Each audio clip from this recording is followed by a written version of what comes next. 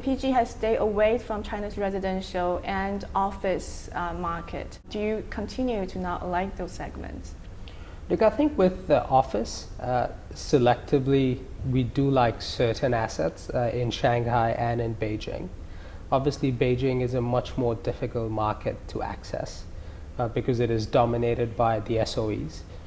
In Shanghai, there's been a lot of transaction activity on the office side, but again, we're very selective about what office assets to own because we see office as being a very cyclical asset class. There is still considerable amount of supply coming in certain pockets of Shanghai.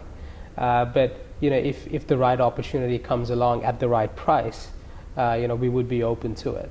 When it comes to residential, we're a little bit differently minded on this, purely for the reason that the turn of capital is very quick in residential.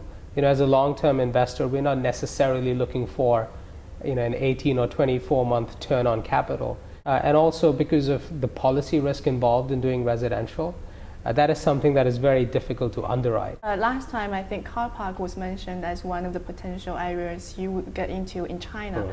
But so far, not any deals have been done. Are you planning or have you looked and didn't find anything you like? We've looked at a few things in the car park space. We've made some investments as well.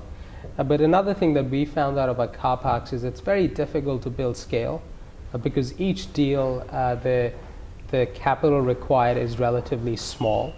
And also increasingly, it is becoming harder to find parcels of land in cities where you can build car parks because there is usually a better alternate use for the real estate. What's in the deal pipeline? Some of the other sectors we are beginning to educate ourselves on is senior housing / the healthcare space.